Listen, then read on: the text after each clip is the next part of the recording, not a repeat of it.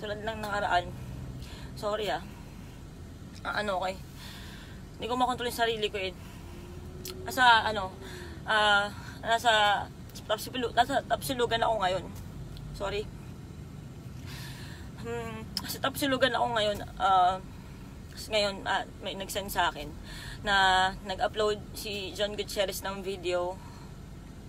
Nag-upload siya ng video ngayon patungkol sa nilabas kong video ng katotohanan sa mga nangyaring batuhan.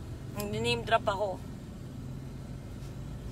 Sige lang, tulad nung nakaraan, tulad nung dalawang live video ko, nag-aantay lang po ako, pinapataas ko lang para isahan na lang ng salita.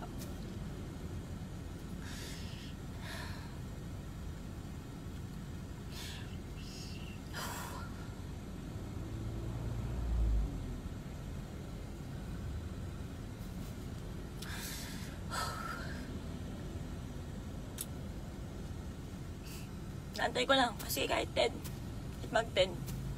Ulitin ko, itong video na to dahil sa nag-upload ng video si John, sana nanonood ka.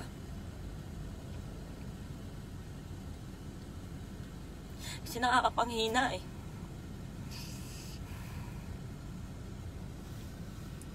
So ayun, guys. Nandito ako ngayon sa Tapsilugan, sa Antipolo. Ako pa naman, kapag may nag-live, pitik na agad ako. Talaga nagla-live na rin ako, walang script, hindi ko ginagawang video. Kasi wala akong kahit na anong para practicein, kung anong iisipin ko, wala, dire-diretso. May makita ako ngayon, may mapanood ako ngayon, pipitik ako, magla-live ako, sasabihin ko. Ang dali lang, putang ina, tumugtog pa yung radyo. Sandali.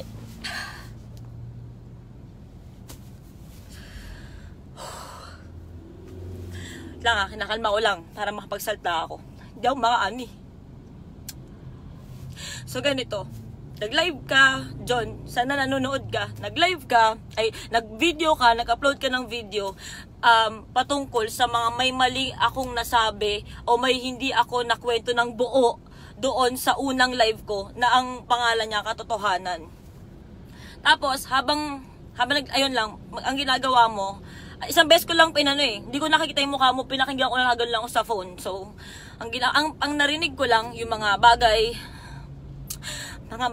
na sinasabi mo na hindi ko sinabi, hindi ko kinlaro. Ang pinupunto mo lang is gusto mong sabihin na, gusto mong mangyari na sorry, wait lang,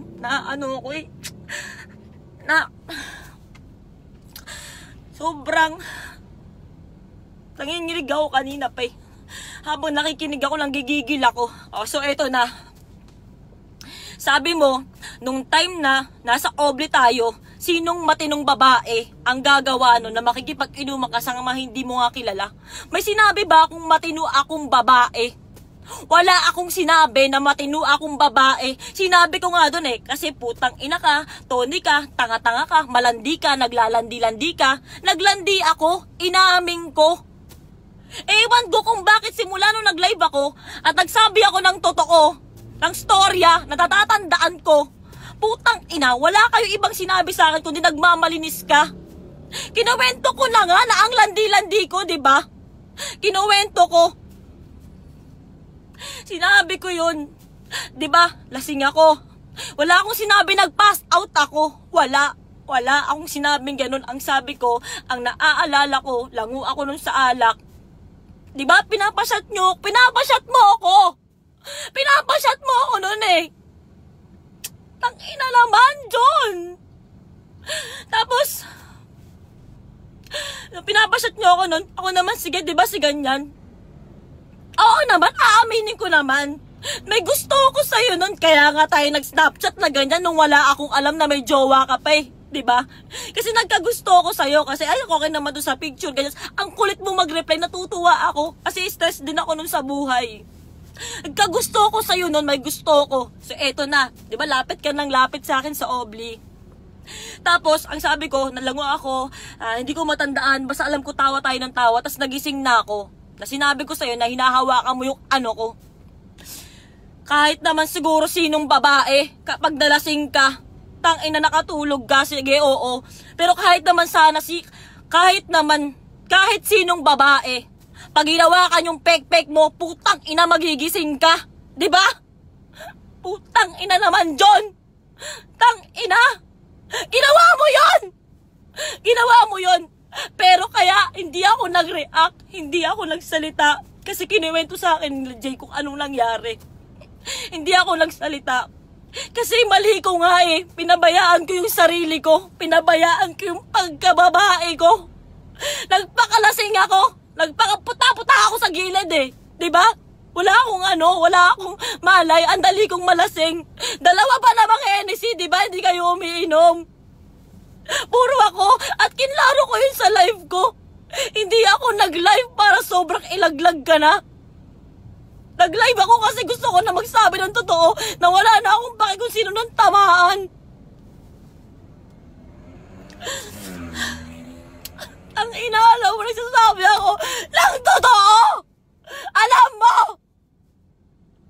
Nangyari yon. Tapos, yung sinasabi mo na yung sa bakit hindi kita pinakulong, hindi kita pinaganyan? Eh di ba nga nag-snapchat na tayo? May gusto ako sa'yo o naglandi ako kasi alam ko kasalanan ko din, pinabayaan ko yung sarili ko. Takot ako nun eh. Takot ako na, tanga ko eh, mali ako. Kasi nga sabi ko rin sa sarili ko na, putang ina mo, Tony, tanga mo eh, naglalandi kay. Di ba sinabi ko yun sa live ko? Walang naniniwala sa'yo, tang ina. Hindi, umalis ka dito kung di ka naniniwala. Hindi naman to para may maniwala sa akin. Ang gusto ko lang sabihin yung side ko. Tapos after nun, sige, may pinakita ka pa sa sausage party. Di ba tumatawa pa ako, susunod sisirain ko yung damit mo. Gumanon ako kasi kinuwento sa akin ni Jay Sidro. Hindi buo rin yung pagkakakwento niya. Sabi lang niya, ang kulit mo. Grabe, sinisira mo yung damit ni John. Inaalagaan ka na namin, nakikipagkalmutan ka. Siya nagkwento sa akin kasi nga wala na akong matandaan. Palakla ko kaya sa inyo, yung dalawang Hennessy. Putang ina nyo, ewan ko na lang, baka mas matindi pa sa droga yun. Tapos, sinabi ko yun kasi nakipagkulitan na lang ako. Nakipagano lang kasi aminado ako, mali ako. Aminado ako, sinabi ko yun. Sa live ko, aminado ako, mali ako sa nangyari na yun. Pinabayaan ko yung sarili ko at naglandi ako. Kasi nung panahon na yun, nagkagusto ako sa'yo kasi nag-snapchat tayo. Isa pa. Para tapos na, sabihin ko, ano pa yung sinabi mo kanina sa video? Sinabi mo pa sa video na, kilaro mo yung, puta, hindi ko matandaan masyado yung pagkakasunod-sunod eh. Isang beses ko lang pinanood. Sinabi mo na, yung isa, Oblis, lumabas, ikaw pa nag-alaga sa akin, wala akong matandaan. Kung inalagaan mo ako nun, salamat. Pero, nung sinabi sa akin na Jay Isidro na, lahat kami inalagaan ka namin, kaya hindi na ako nagsalita. Nanahimik ako nun kasi parang mali kasi nga ako eh, di ba? Kasi kung titignan mo, magre-reklamo ka, naglalasing ka dito, babae ka, ganyan. Pero huwag mo sasabi na sinong matinong babae para ibaon ako. Kasi nasira ka ngayon. Diba? Kasi, nagmumuka na itangina mo, John, ito pala yung lumalabas. So, hindi pala yan totoo. Hindi naman eh. Nagsabi lang ako ng totoo kasi naman tabak na yung pagkatao ko. So, ang ginawa ko, sinabi ko yun sa screenshot, sa akin kaya nakisama na lang ako, hindi na ako nagreklamo. Kasi di ba ang landi-landi ko? Ba't ako magre-reklamo ang landi ko? Kasalanan ko yun eh. Tapos, eto na. Sinabi mo na bakit yung screenshots lang ng yung tungkol sa'yo, yung nakasave at in-upload ko sa Facebook. Alam mo dyan, aaminin ko sa'yo, yung ibang kasing conversation, hindi ko na na-save. Alam mo kung bakit nakasave sa akin yun? Kasi yun lang yung tanging, yun lang yung na-screenshot ko. Yung mga time na yun, walang palusot to walang palusot to. Kaya yun lang yung nakasave doon. Kasi yung mga panahon, kasi sinasabi mo sa akin na kailangan lang ayusin yung breakup nyo sa social media para hindi ako mahirapan, para hindi ako durugin ng mga tao. Binabalikan ko yun. binabalik-balikan ko na sabi niya, di ba ganito? Sabi niya, may mga matitindi ka pa nga na sobrang na mahal mo ko eh. Pero wala na, hindi ko na din in-upload. Wala na. Meron pa nga doon na grabe, ayoko na kasi sobrang grabe na sa kabilang part ng ibang babae. Na sobrang masasaktan na yung partner mo nun. Hindi ko na yung in-upload, yung mga saktuhan mo na lang. Pero lahat yung kung gaano ka genuine yung sinabi mo, yung pagmamahal mo sa akin na mga sinabi mo nun, hindi na. Hindi ko in-upload yung mga sakto-sakto lang kasi binabalikan ko yun. Gusto ko lang sabihin sa'yo na yung sinasabi mo sa akin na dalawa tayo dito, Tony. Dalawa tayo nagkamali. Di ba may screenshot doon? Sabi ko, John, tangina naman. Sabi ko, di ba harapin natin tong pagkakamali nating dalawa? Gumanon ako eh. In-upload ko yun. Walang pag ano-ano, in-upload ko na, wala na akong pake. Sinabi ko yan. Aminado kung mali ako. Aminado ako, John. Pero, after na to, pare, pag pangalakanda ka mo na, you know that you're number 2. Puta, alam mong number 2 ka lang, paulit-ulit mo sinasabi. Tangina mo naman. Tangina mo. Sige na, okay na. Para maging okay kayo, di ba? Ayoko naman kayong masira din. Hindi na para ganun dahil may mahal na akong tao, naka-move on na ako, masaya ako. Pero para pagpakalakanda mo sa buong mundo, na putang ina, alam mo yung number 2. Alam mo yan, John. Bakit ba ako naging number 2? Pinaikot mo ako, di ba? Naniwala ka kasi ako sa'yo. Putang ina. Sabi mo, mahal mo ako. Sabi mo, para lang yan sa fame. Sabi mo, kawawa ka. Putang ina. Sobrang nasasaktan ako ngayon. Sabi ko pa nun sa'yo, nung sinabi mo na walang lalabas, na mag-ausap tayo, huwag kitang ilalaglag. Nag-chat ako nun sa'yo, sayang wala na akong copy nun. Sabi ko sa'yo, John, my love, time will prove my love for you. Sinabi ko yun sa'yo, galing sa puso ko. Diba? Galing sa puso ko, sinabi ko yun sa'yo. Sana naman, yung pagmamahal na binigay ko sa'yo at nung panahon na yun, kahit pa paano naman, napatunayan ko naman. Kasi magti 3 years naman na tinanggap ko na ako lang ang mali. Magti 3 years na ako lang ang mali. Tapos ngayon, susulpot ka, gagawa ka ng video para sabi na dalawa tayong mali. Oo, inamin mo rin na may mali ka. Pero yung video mo, tangina, binabaon mo lang ako. Para ano? Para pagbalik mo dito, gagawa ka na naman ng eksena paano kayo magiging maayos. Tapos ganyan ulit, ako na naman si Kabet, ako na naman si ganyan. Hindi na ako papayag na magagawin mo na naman sa akin yun. Wala akong sinasabing di ako papayag na magiging okay kayo. Kasi nangyari na ilang beses na eh. Ganun ginawa mo dati. Hinayaan mo na magmukha akong talagang Kabet na habol na habol. Aaminin ko rin sa inyo at sa'yo. Putang ina. Oo, sige. Kasi nga, minahal nga kita. Putang ina, paulit-ulit ako kasi nga, minahal kita eh. Nagtiwala ako sa'yo. Sinabi mong, please stay. Please, ganyan-ganyan. Hindi lang ang problema kasi hindi naman lahat screenshot, tinatawagan mo din ako. Kino-convince mo ako to stay, to wait because you love me at ako ang gusto mo. Sobrang nag-effort ka para mahalin kita. Tapos nung mahal kita, putang ina, alam mong number 2 ka. Gago ka ba? Pinaasa mo ako eh. Pinaniwala mo kung mahal mo ako. Naniwala ako. Naikot din ako eh. Huwag muna kayong tumawag. Huwag muna kayong tumawag, please. Sorry, sobrang emotional ko ngayon. Huwag muna kayong tumawag. Please lang, huwag kayong tumawag. Please lang.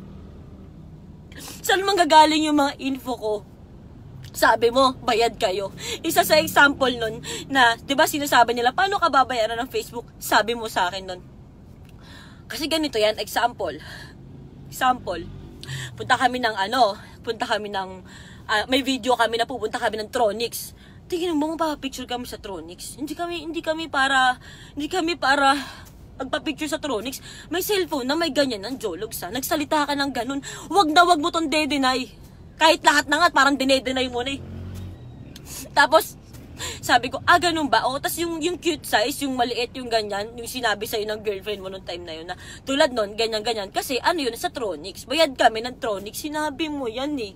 Saan ko makukuha to? Ano ba, gumagawa-gawa ba ako ng kwento? Kasi kung gumagawa ako ng kwento, ang galing ko naman. Ang galing ko naman gumawa ng kwento. Isa pa. Sorry. Oo na, sige na, eto na ha, para matapos na. Sorry, Breezy, sorry. Para matapos na. Sige na, eto na, aaminin ko na. Dahil nga, minahal kita ng sobra. Naniwala ako sa'yo. Babalik ka, na may inaayos ka lang. Oo, sige, nagsisend ako sa'yo, nagaganyan-ganyan ako sa'yo, nagaganon ka rin pabalik. Kasi nga, mahal kita eh. Naglalandi din ako sa'yo eh. Kasi komportable na tayo sa isa't isa. Kasi akala ko nga may tayo. Tapos, grabe. Alam mo, John. Sige, nagsalita ka. Binigay mo yung pagsalita mo. Pero alam mo, yung video mo, inaabangan ko. Kunyari, sabihin ka doon na patungkol sa akin. Nakaganon pa ako, nanginginig ako. Alam mo kung bakit? Kasi inaabangan ko na kahit pa paano, tol, mag-sorry ka naman. Tangina, mag-sorry ka naman sa akin. Kasi nagsinungaling ka din sa akin.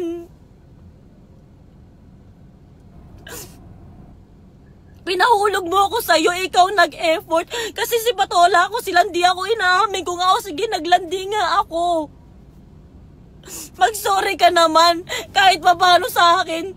O tas sasabihin mo, wala ka man lang, kahit PM na lang. Ngayon, sige, simulan mo, siraan mo ako na siraan ko, kwento mo kung ano-ano. Go na, hahayaan na kita. Pero please lang, ang gusto ko lang naman, kahit hindi na public apology, kahit message na lang, putang ina, mag-sorry ka naman. Nananahimik ako sa Las Piñas, di ba? Nananahimik na ako. Gusto mong palabasin na habol ako sa'yo. Oo, noon, oo. Kasi nga, pinaniwala mo ako, mahal na mahal mo ako at minahal kita ng totoo. Tapos nananahimik ako, bigla kang pupuntang Las Piñas. Anong bang gusto mo? Ano bang trip mo? Isa pa. Isa Las Piñas. Sinasabi mo na pagpasok ko na ang sinabi ko, hindi ako nagwala. Tol, wag ka namang sinungaling, John. Nakatalikod ka, nakaganon ka. Tapos sabi ko, oh, sinong ganyan?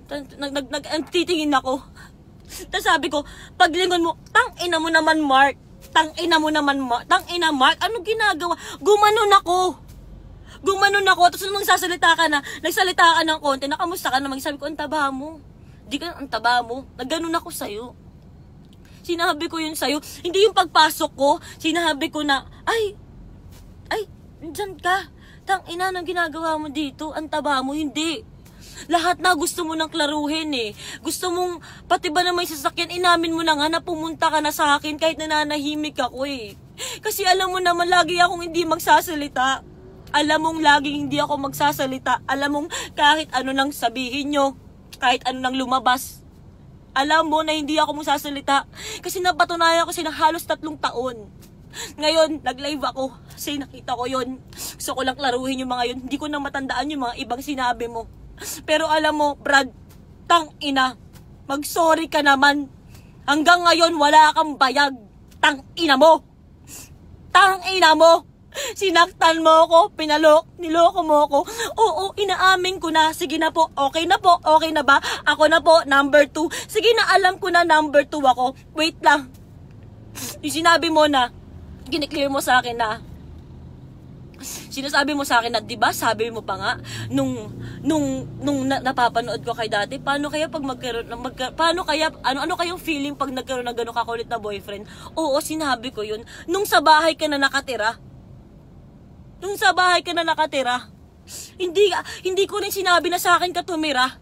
Ang sabi mo, wala akong pupuntahan, wala akong ganyan. Sa akin natutulog sila Jamie, sila Anthony. Kaya in-offer ko din na, kung gusto mo, ganyan din. Di ba kasi lumalapit ka din naman? Di ba nga ayaw ng pamilya ko? Kinausap ka ng ate ko. Di ba sabi mo ayaw mo ng usap-usap? Sabi sigurado ka ba dyan? Pupunta ka kay Tony, ganyan. Ang bait sa'yo ng pamilya ko. Nakatira sa akin yung mga ibang kaibigan natin. Why not na ikaw na wala kang pupuntahan? In-offer ko lang. Kasi ikaw, awang-awa kami sa'yo eh. Ang galing mo, Brad. Tang ina. Ang galing mo. Nalabas ko na. So, ito na. Okay na. Sige na. Ako na yung number 2. Pinagpalakanda ka mo. Sige na. Sige na. Kiklaim ko na po. Okay, ako na po yung number 2. Sige na. Pinagpilit ako yung sarili ko sa'yo dahil ang ginawa mo sa akin, ikot mo ako. Sige na. Naniwala ako sa'yo. Napatunayan ko rin yan sa'yo. Nanahimik ako. Pero para kunyari gagawa ka pa ng video tas rerebatan ko pa ulit, alam mo pagod na ako. Nilabas ko na yung mga taong totoong mahal ko sa buhay at minamahal ako ngayon na tinatanggap yung pagkakamali ko dati. Nilabas ko na. At isa pa, para tapos na yung anak ko. Tigilan nyo yung mga sinasabi nyo na nilabas ko para sa maawa sa akin yung tao. No, nilabas ko yun kasi gusto ko nang maging malaya na opo, totoo po, may anak po ako. Di ba kating-kati kayong lahat? Kating-kati kayong lahat na i-comment yung picture ng buntis ako, ganyan-ganyan. Eto na, sinilabas ko na. Nilabas ko na. Kating-kati kayo, oo, sinabi ng kabila na, may partner ka, diba? Ayan na, nilabas ko na. Nilalabas ko na. So, kung etong live na to, tao magagalit, hindi mo naman alam kung anong mararamdaman nyo, wala na po akong pake. Gusto ko lang mag-react doon. John, sige na, sabihin mo lahat. Pagkalat mo na naghahabol ako sa'yo, oo, sige na, dalawa tayo dito. Hindi naman tayo magiging dalawa dito. Kung hindi din kita minahal. Kung hindi ako sobrang naghabol din sa'yo na parang, oo, mahal mo ako, oo, sige, gagawin ko yan. O sige, ganito. Dalawa tayo dito. Oo, na number 2 na ako. Para tapos na. Yan, ang dami pong nanonood, para tapos na. Sige na po. Inaako ko na, okay na. Hindi na ako para mag-live ulit sa mga susunod mong gagawing video. Wala na akong pake. Nasabi ko na yung akin. Nakapag-react na ako. Nagsalita ka na. Salamat. Nagsalita ka na. Yun na, tapos na. Para tapos na. Puro katotohanan lang. Kung may ki-clear out ka, paulit-ulit ako. Hindi na ako magsasalita. Nagawa ako nga hindi magsalita ng halos 3 taon. Nanggugulo ka lang, punta ka ng punta. Nananahimik ako, diba?